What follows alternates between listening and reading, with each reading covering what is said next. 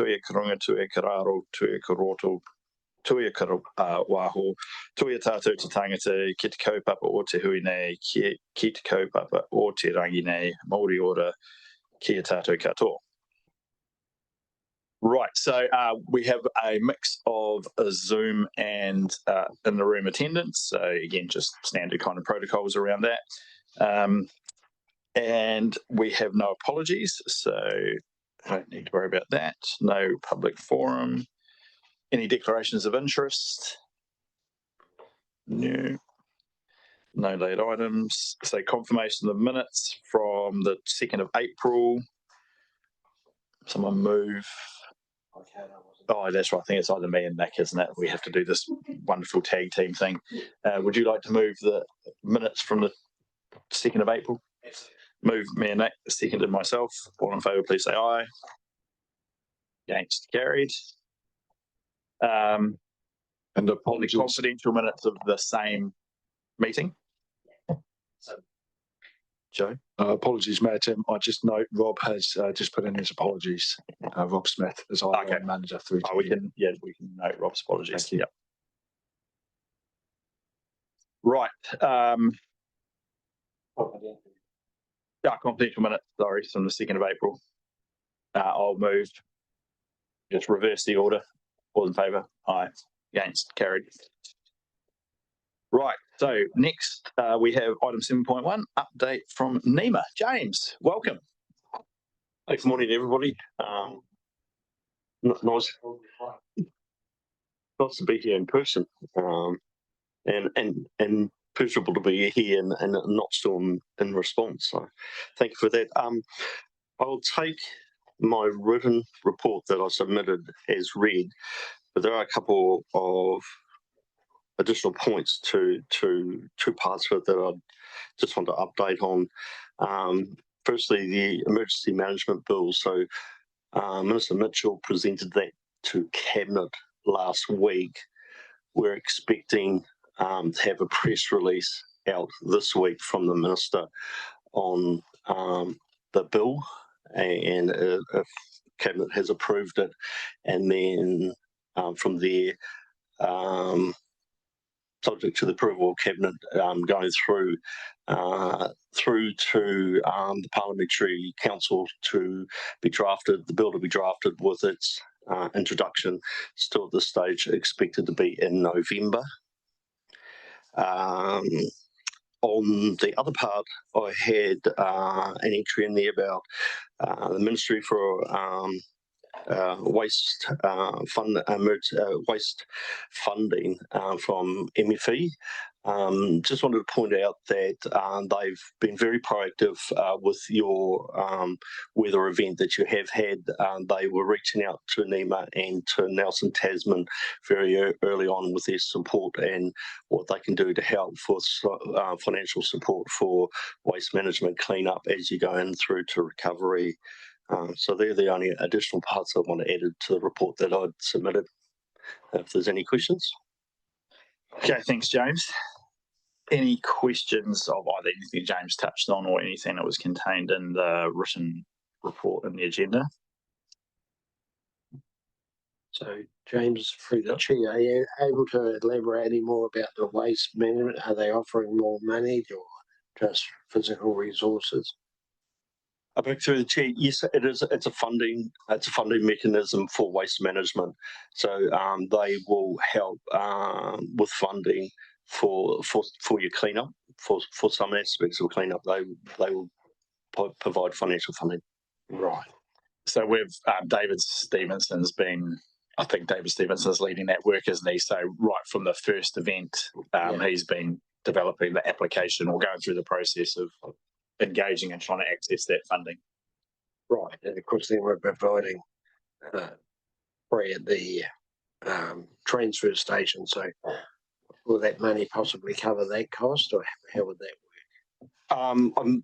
I can't put my hand on what all it'll cover, but you'll get like where you've had debris cleanup and along your silt cleanup, and if you've had to clean up on roads, they will help in there. I think Joe may have some of the other ones because I haven't been over top of all of them, but Joe. You through the chair, and I was just noting that James, as a representative of NEMA and not MFE, might not have the detail. However, James has kindly, in conjunction with NEMA, have kindly been advocating on behalf of Tasman District Council, with their consent, for funding to be released. So that's the key message. And from what I understand, through David Stevenson et al., MFE have been very open and supportive of the requirements. Thank you. Cool, thank you. Anything further in relation to James's report?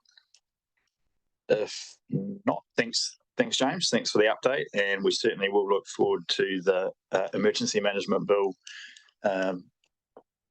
Mark 2, I think it is, because kind of came out, went back in, came out again. So it'll be interesting to see what changes there may be, and then obviously have the opportunity to comment on it through the formal processes. So we'll keep a close eye on that. Next up, Joe, in terms of your report. Thank you, Mayor Tim, and I'm just turning to page 8 of your papers there. So just before I proceed with that, I should also thank James and Nima and everyone around this table. But just starting with James, I think this is the 4th time you've come down in 5 weeks. We've 5 to 6 weeks we've either been in response, preparing for response, or supporting recovery. So really appreciate that. And I think you mentioned to me this morning that your family, or the younger generations in your family, are asking if you've got a second home in our region. So appreciate the support. And again, to everyone around this table, thank you for your support over the last month or so. Appreciate it. So yes, to our papers. On page 8 there is where the report starts. Got the usual format where you can delve in as deep as you like, but we've got the dashboard there on page 9 as a start. A couple of things there. Mayor Tim, I think we have answered your question of is 325 people enough trained people for the EOC? And these events have highlighted that no, they aren't. It is not. And even just going into the second event we had, we were struggling to find people that were available for any shift. So when you're doing your rostering, quite often we get people that are available, but they might only be available for part of a day or part of a night, and that has its challenges. So by the time we were getting numbers of people that were available for any shift, we were down into single digits. So really appreciate, again, the surge support staffing that has come from outside our region. Other things that it's highlighted again, which we already knew, hence they're not in green, our urban civil defence centre capability. That's our welfare centres. We need to increase the resourcing there, and we have planned works in progress already. And again, with our rural sector, so we have 87, which is good. They're spread throughout our region. But as we're getting towards the latter parts of the second event, again, that volunteer resource was becoming depleted. The duty officer numbers, 28 activations, and that will obviously increase after recent weeks from the time these papers were written. And I'd just like to note there in the volunteer response team, New Zealand response team 2, so that number there of 3,619 hours, that's a financial year amount of volunteer training hours. It does not include the amount of hours they've put in for responses. And as an indication, for the first response we had, they put 970 hours in for that first week. So substantial effort there. And of course, we will arrange times where we can do formal thank yous and such like. But a big turnout from our volunteers there, so very much appreciated. High EM team leave balances there under key risks. That was being nicely reduced until this event here. So we'll take stock of what they are like post this. But we had reduced that, I think, at one point. So, and then the Facebook followers. I thought you might be interested to know a bit about Facebook. So yeah, we last time we were reporting 23,000 Facebook followers. That has subsequently risen to 27,000. Interestingly to note, on 10th of July, we had 713,469 views on our Facebook. 713,469 views. And between 23 June and 20 July, and I've asked for confirmation 3 times, again this morning, between 23 June and 20 July, views of Facebook was 5,964,331. This is just incredible. So there you go. I thought you might be interested in those stats. So that's just a bit of a dashboard. If you'd like to go down into the papers themselves, so turning to page 12, there's a recommendation associated with this. This is in relation to our group plan.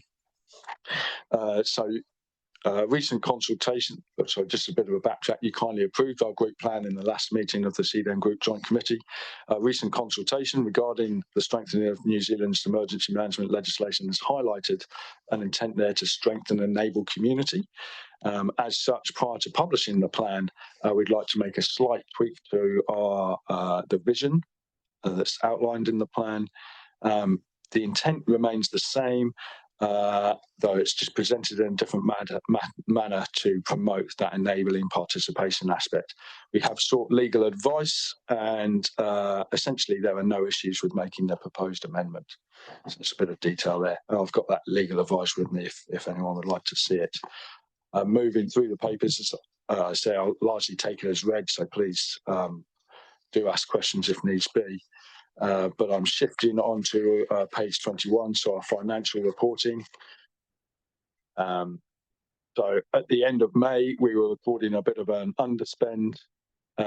We did do a forecast as a result of that, because we're very conscious we've had, for a small team, we've had a lot of people on leave, which has had an impact. We did a bit of a forecast. And let me just get the right document here. And that underspend was projected to decrease by the end of the financial year.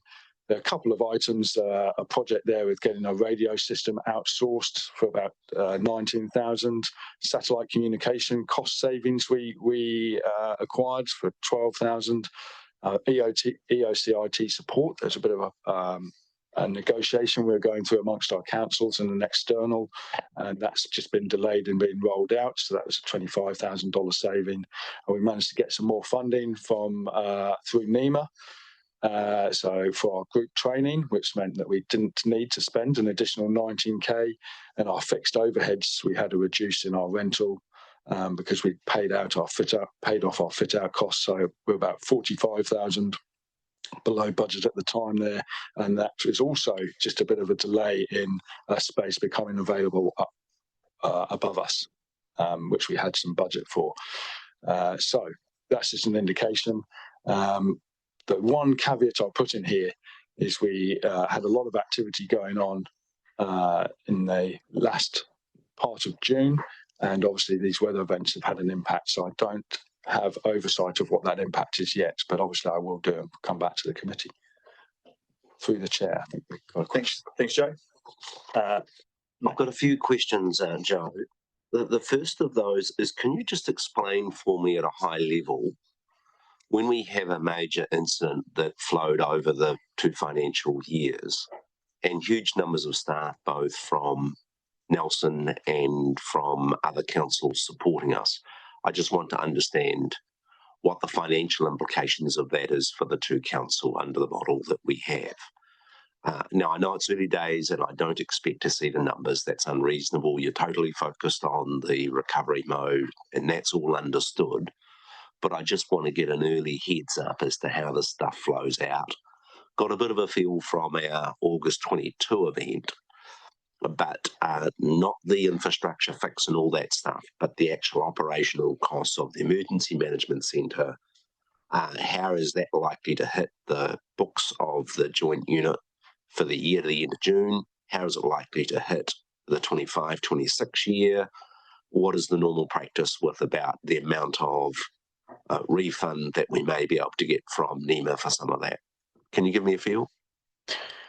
Yes, through the chair, and again through the chair, Nikki, please feel free to supplement my narrative if required, and James on the split of the infrastructure costs specifically.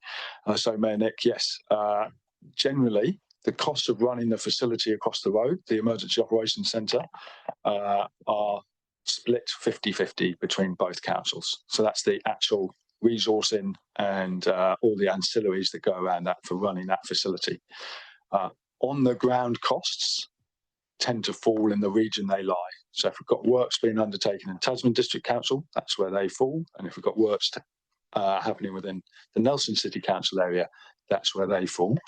Any welfare costs that we inquire, providing that we have followed the criteria, which we have a history of being good at, we can claim those back 100% through a process that the National Emergency Management Agency facilitate.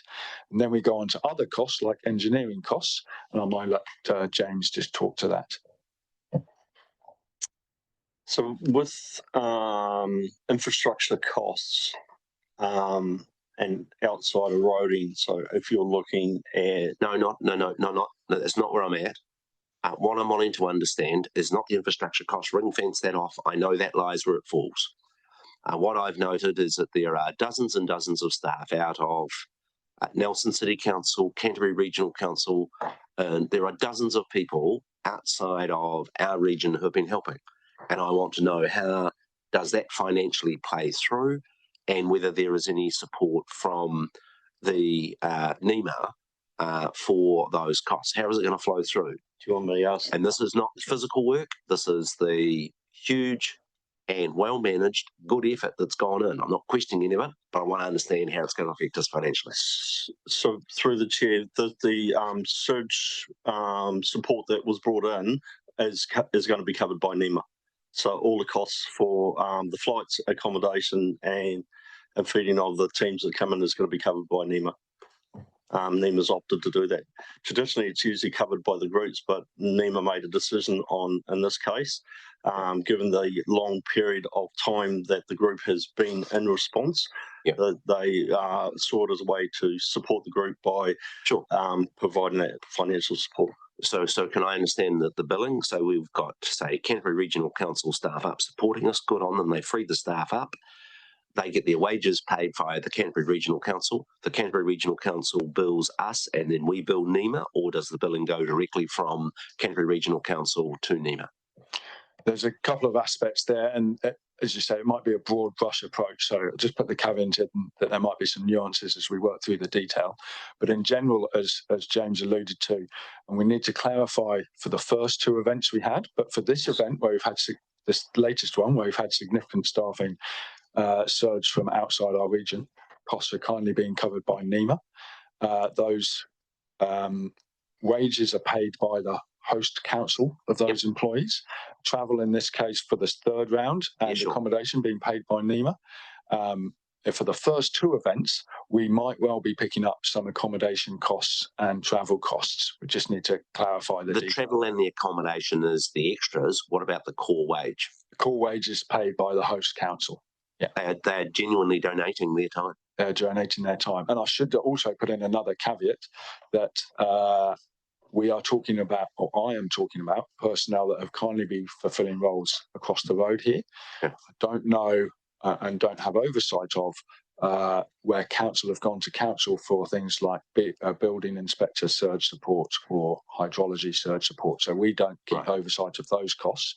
But where we've had personnel within that facility, that's time donated by the councils. And we have done. And Nikki, this might be a question for you, and I'm just again wanting to understand how this stuff's going to show up in our financial books. There would have been times when there would have been 40 Nelson City Council staff who were taken off their normal duties supporting the civil defence effort. Again, it's not a question of whether it was a good thing or a bad thing to do. It was exactly the right thing to do. But I do want to know how the impact of that flows through. That is that staff time that weren't doing other stuff now billed to our combined civil defence unit? How does that in practice operate, Nikki? So through the chair, in practice, that operates that it is a cost borne by the council. So effectively, staff fill in timesheets and it's effectively non-chargeable. It's like an admin cost.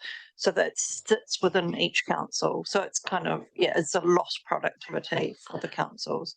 So in terms of the enormous energy and work that's gone into the Emergency Operations Centre, as this governance group sits over it, there is actually no substantive increased costs. If the people coming in from outside, those costs are either being met by those own agencies plus the support from NEMA for the accommodation, and for our internal staff, and to me it's irrelevant whether it's the Tasman District Council engineer that was going to be working on this project or the Nelson City one, that is simply just being a billing against the operations of the council and does not come back to the Civil Defence Unit. Do I understand all that correctly? That is, we're not expecting those sorts of big bills to impact on the financials for the joint unit for the year 24-5 or 5-6. So that's the broad brush approach. Just those nuances which we just have to work through the first two responses of the surge staffing and what NEMA's picking up in terms of their travel. But the core cost of staff time still stays with those councils, the host councils. But we may be picking up some travel and accommodation for surge support for those first two. And secondly, we have had some external resource that we've had to call in from outside of councils into that facility, almost on a contractor type basis. And we, as the EOC, will be covering some of those costs, but they are, we'll have to work through the detail of what they are, but they're negligible compared to the overall effort. Yeah, sure. How many councils would there have been, Joe, that have provided, as a consequence at their expense, emergency management staff to support the 3 incidents that were managed during July, August? It is a thumbs up. Apologies, Mayor Nick, and through the chair. I'll be going between 5 to 10. 5 to 10? Yeah, I certainly cried. Like a lot of Canterbury, Selwyn, Waimakariri, so quite a few Canterbury councils. And this time we've got Waikato, Wellington, and then there's a lot. Can I make it? When you're paying for people, then it's part of good spirit. When they're providing those people free of charge, that is substantially generous. As a follow-up action, subject to the Mayor of Tasman being comfortable, I think with the information from Joe, there should be a joint letter from myself and Tim after the dust has settled and we're out of recovery to each of those councils that have provided staff pro bono for supporting our effort. Yeah, I'm very comfortable with that. I think there was I can't remember the statistics Steve Manners was telling me the other day. If you add the total amount of hours that have been done, it is mind-boggling. When you add all the people times the 12-hour shifts they were running, it's astonishing. And the impact on councils, coming back to Mayor Nick's point, both in terms of time away from their day job and then the time off in lieu, because so many of them run 12-hour shifts, the toil that you then for months afterwards continues to impact on business as usual is hard to overestimate. It is absolutely There's enormous. hundreds of thousands of dollars, and I was expecting to come to today's meetings with more bad financial news. No, it's not. And it is a very good relationship that councils have, that they interact in this way, and we need to remember it when other councils are in the crap. But I still would like that follow-up action, subject to Mayor King being available. And I'm happy for my office. Tim, you've got lots on your plate. As long as the letters will go out jointly, our names. But if you would like my office to coordinate that with Joe for letters of thanks to be sent to each of the councils that provided manpower support for each of the 3 emergency events over the last 3 months. Yeah, no, I'm more than happy for you guys to coordinate that. And I think Leonie just showed me this is a report that must be coming to us, is it? Yeah. I think the total amount of hours, this includes contractor hours, of which is a very large amount, is nearly 90,000 hours.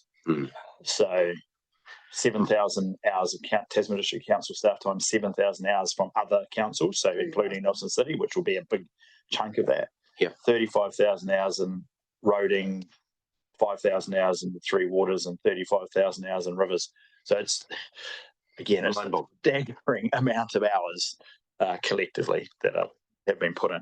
My second question I just want to ask Joe was, we have got what I call almost volunteer or stipend civil defence coordinators in communities like our St Arnaud's, Murchison's, Golden Bays. Do they receive any additional support? I've seen the hours that those guys have been working, and I think we pay them a very, very small amount. Does the contract that we have with them when we have a series of events of this sort give them any extra compensation, or is that just considered goes with the contract? Thank you, Mayor Nick, and it's something we've been turning our mind to. So the rules of engagement, so to speak, with our local controllers Yes, they do get a stipend.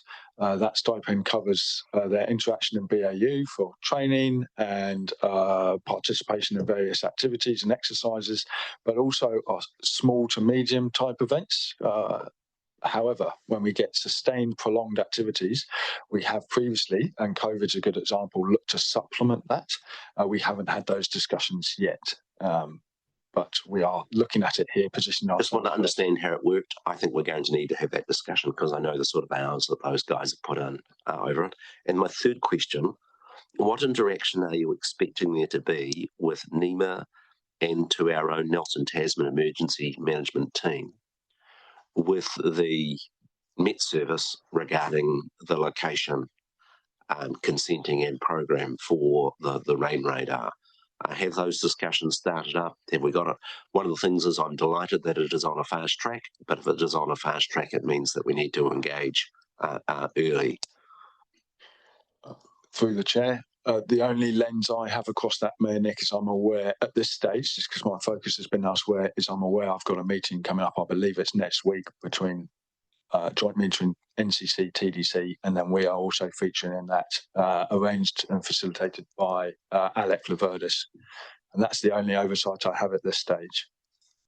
Would it be appropriate, Mayor King, just to get the stuff on the right page? The principal reason we want the investment in the rain radar is to support the work of our civil defence team and the sort of experiences we've had, for us to invite, for this committee to invite, and it'll be up to Met Service to decide who to send, but to invite the Met Service to our next meeting in 3 months' time to present on their plans and the engagement. Yeah, I think that by then there should be a lot more clarity over the where's, the hows, and all we know at the moment is the money's been provided, which is certainly a major, very major component. But the location, the construction, the time frame, all those sort of things will be probably a lot clearer in 3 months' time. So yeah, I'm happy with that. Is that we'll put that down as an action note. Thank you. Tonight.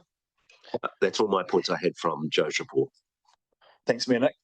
And through the chair, just expectation setting, and unfortunately I don't have the detail, which is also always dangerous, but there will be an additional cost to our budget lines from this response. It's just the proportion of that to the overall spend will be reduced. Yeah.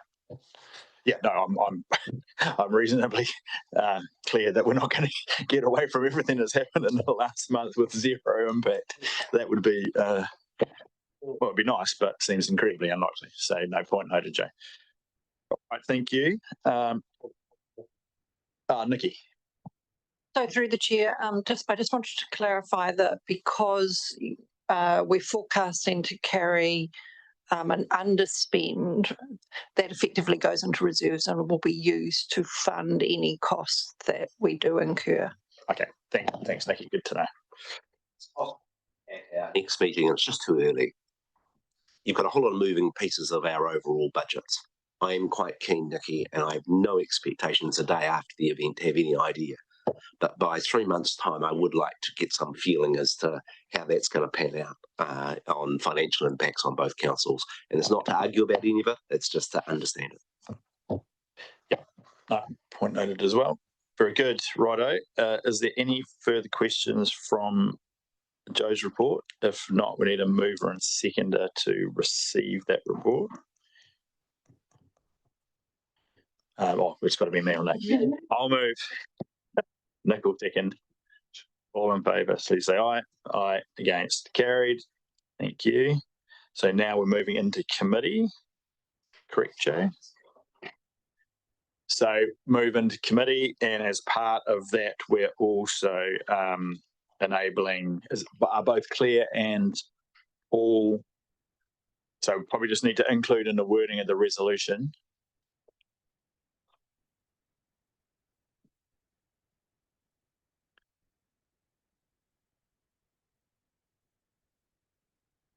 Yeah, that'd be fine. So we just probably need to note in the resolution that Paul and Claire remained in the meeting, obviously, because they're part of the conversation on the topic. So that should be included in the resolution. I'll move, we go into committee. Seconded, Mayor Smith. All in favour, please say aye.